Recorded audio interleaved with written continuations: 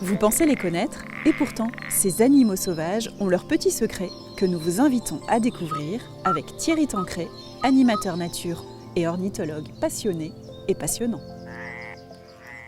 Ch'tite bête, le podcast du département du Nord qui vous emmène au cœur de nos espaces naturels à la rencontre des animaux sauvages. Aujourd'hui, nous nous trouvons au cœur de la Flandre, sur les hauteurs du lac bleu de Watt, avec une petite impression de bout du monde. Cet espace naturel, isolé et sauvage, offre un refuge très intéressant à la faune locale.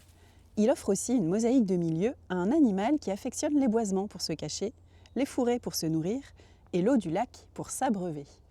Un animal filou et passionnant sur lequel nous espérons tomber nez à nez, le chevreuil. Bonjour Thierry. Bonjour Perrine. Aujourd'hui, tu nous présentes un animal très répandu dans le Nord, mais aussi très filou, et tu vas nous expliquer pourquoi. Oui, alors aujourd'hui, on va partir dans un monde tout à fait sympathique, qui est le monde du chevreuil.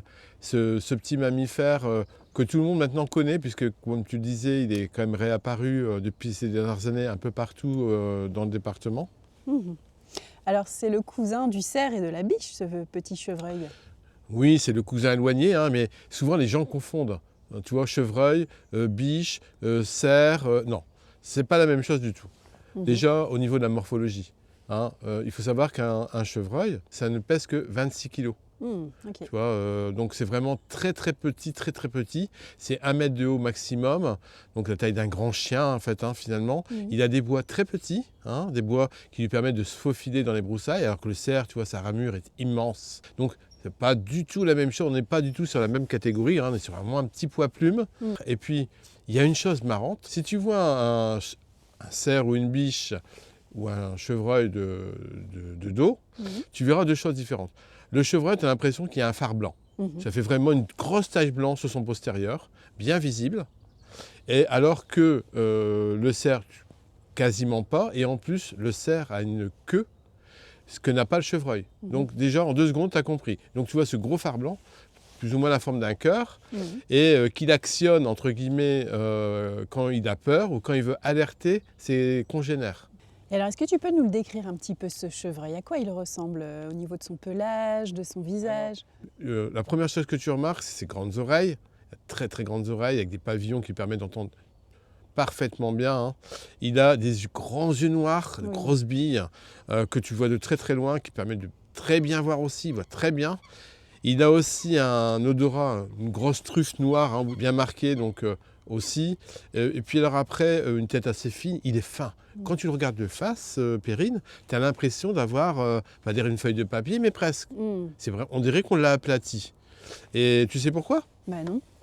Eh bien, tout simplement parce que ça lui permet de se faufiler dans tous les milieux qu'il fréquente. Il se faufile comme une anguille un peu partout.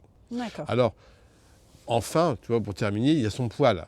Donc, il a 2 types de poils. Il aura son poil d'été et son poil d'hiver, qui sont radicalement différents. Poil d'été, un poil ras, fin, plutôt roux, donc qui lui permet de se faufiler, de se confondre dans la nature. Et l'hiver, il attrape un poil bien épais, bien chaud, qui l'isole du froid. Et en même temps, la couleur de son pelage est vraiment gris écorce. Tu vois, une écorce grise d'hiver. Ben voilà, c'est cette couleur-là. Donc tu l'imagines même dans un petit boisement, tu ne le vois pas. Ici, particulièrement au lac bleu, on a une mosaïque de milieu. Et il affectionne ça parce que du coup, il peut passer d'un espace boisé à des prairies. Et c'est un animal finalement qui est très adaptable. Tout à fait, il s'adapte facilement et il adore ce genre de milieu parce qu'il lui faut des milieux variés, parce qu'il cherche une nourriture variée, un peu hétéroclite mais variée. Tu nous disais Thierry que le chevreuil, finalement ça fait la taille d'un chien quasiment. Mais alors c'est pas le seul point commun qu'il a avec cet animal? Eh non, regarde un peu. Wow, wow. Si tu entends ça dans le bois, c'est pas ton chien. C'est le chevreuil, parce que le chevreuil aboie aussi. Alors il aboie pour plusieurs raisons. Il aboie parce que des fois il n'est pas content. Il n'est pas content simplement parce que on n'est pas loin de son territoire et ça lui plaît pas. Et je peux te dire que ça fait bizarre. Écoute, on va tendre l'oreille ici. Là pour le moment on entend les poules d'eau. On n'a pas encore entendu le chevreuil, mais on ne désespère pas. Alors apparemment il aime bien aussi jouer à cache-cache. Donc là, j'ai plusieurs anecdotes à raconter, tu t'en doutes. Des choses vécues, puisque le chevreuil, je le rencontre régulièrement et j'adore jouer à cache-cache avec lui. C'est souvent lui qui gagne. Et c'est souvent moi qui perds. La dernière fois, c'était tout à fait rigolo parce que c'est une rencontre tout à fait fortuite où en fait, en croisement de deux haies, je me retrouve face à un brocard. Donc on n'a pas parlé tout à l'heure, un brocard, c'est le mâle du chevreuil. Hein. Je suis à bon vent, donc il me sent pas.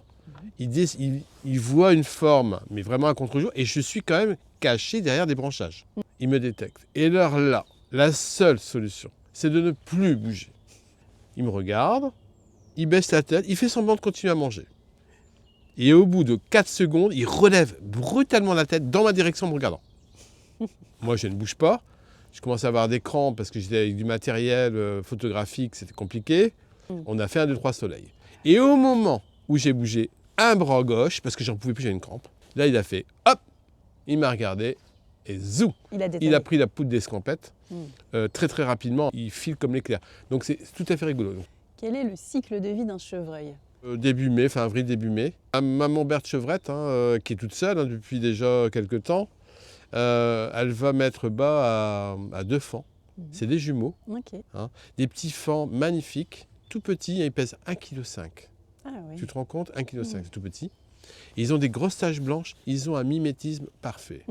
Ils n'ont pas d'odeur, c'est pour ne pas se faire repérer. On dirait des statues du musée Grévin quand tu les vois. Et donc, pour leur plus grand malheur, parce qu'effectivement, les gens voient ça, qu'est-ce qu'ils pensent ? J'ai trouvé un petit faon abandonné, seul. Il ne bougeait pas, il avait l'air faible. Mais non, il fait le mort. C'est leur technique de défense. Il fait le mort, il se cache. Il ne faut pas prendre les jeunes faons de chevreuil. Chaque année, on en a des centaines qui nous arrivent. Les gens pensent qu'ils sont abandonnés, mais non. Et alors le mâle dans tout ça ? Bon, la vie, tout va bien pour lui. On le voit courir partout. Et en fait, il court parce qu'il marque son territoire. Quand le territoire est bien marqué, et là, il se passe quelque chose de tout à fait rigolo. La danse du chevreuil. Les danses complètement. Donc, ils font des 8, ils font des cercles, ils tournent autour des arbres, ils sautillent. C'est vraiment rigolo. Moi, j'ai déjà assisté à une course-poursuite comme ça. C'est vraiment, vraiment marrant. C'est une reproduction joyeuse. Complètement. Et puis, voilà, on retrouvera des faons l'année suivante. Et alors, nos espaces naturels, Thierry, qu'est-ce qu'ils apportent aux chevreuils ? Ils apportent beaucoup de choses parce que la politique des espaces naturels du Nord permet justement d'éviter le morcellement et la fragmentation. Au contraire, on regroupe des sites phares et on essaie d'acheter des terrains qui permettent justement d'avoir une homogénéité justement sur ces milieux. Donc il se porte très bien dans le Nord et il a très peu de prédateurs en vrai. Oui, complètement. Il en avait il y a 300 000 ans. Mais là, actuellement, dans le Nord, il n'a plus de prédateurs. Un chevreuil adulte, Perrine. Un faon, il a beaucoup de prédateurs. Le renard, notamment, tous les mustélidés, les chiens qui peuvent le tuer. Mais le chevreuil adulte, aucun, sauf l'homme. Eh bien, merci Thierry. Merci Perrine, au plaisir.